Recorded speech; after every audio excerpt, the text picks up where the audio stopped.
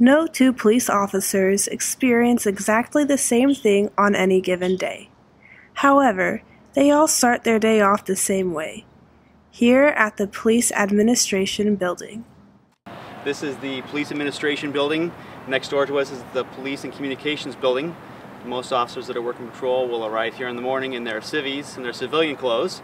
We'll go to the locker room, get dressed out in their uniforms.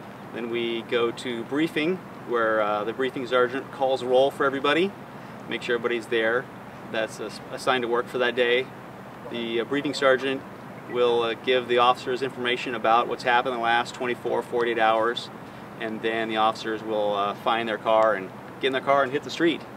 And then from here we're off into the different areas of the city wherever we work, and we start answering calls for service that come in from the 911 operators. After 20-plus years of working as a patrol officer in a car as well as on a motorcycle and working homicide, Sergeant Schneider decided to accept the promotion of becoming a sergeant. As a sergeant, he does more administrative work than actually being involved on the scene.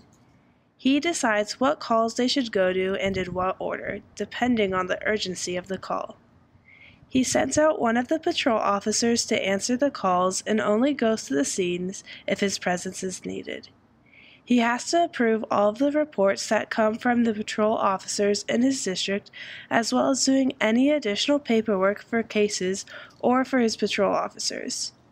The recent rapid improvement of technology has allowed the police officers to become more efficient with their jobs. So on our MDTs in the car here, we're able to see the calls that are being dispatched to us from the dispatcher.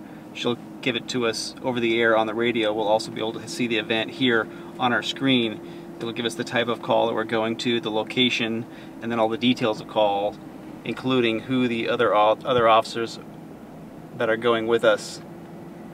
And we can see any kind of information about the vehicles or the people that are involved, all the other officers who are attached to the event as well, and then down towards the bottom of the event are associated calls that have happened with the same location or the same vehicles in that same area, so we can get an idea of some of the history of some of the places or people that are involved in the call.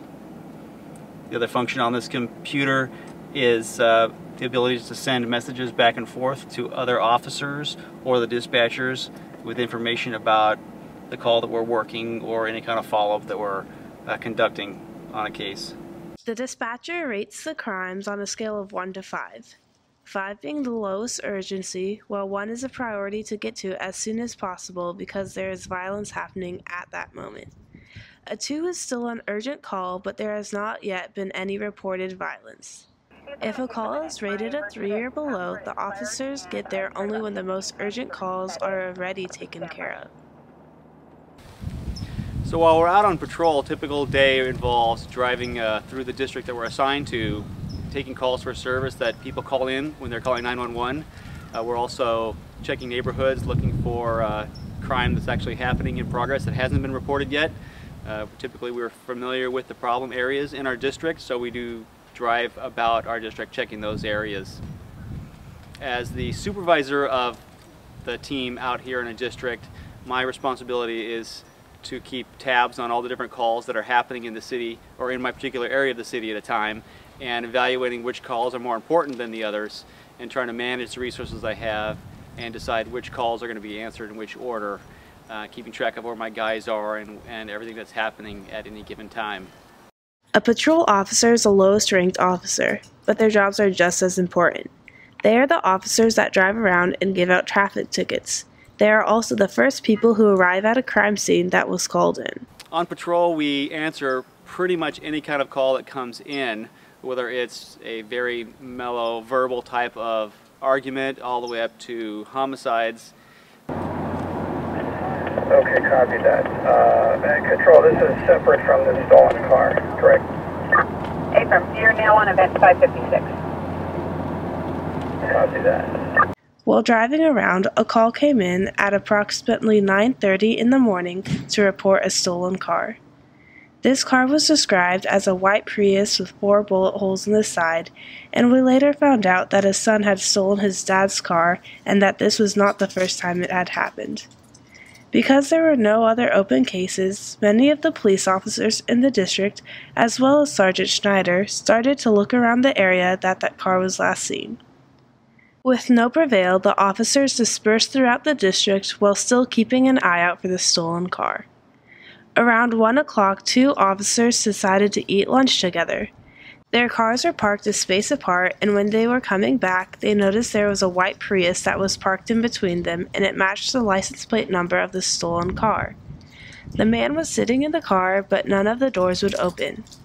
After backup arrived, they got the car open, arrested the man, and searched the car.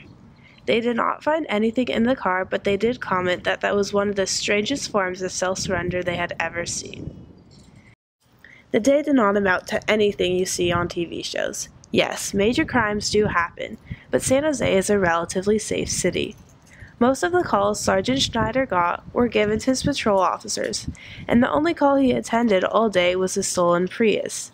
Some of the days are slow, while others are busy with continuous crimes, but this is just like any other job. We do a lot of crashes, we get a lot of dead bodies out here. We have a lot of problems with children who have grown up but have not moved out of their parents' house and are still causing grief for their parents. So get a job, move out.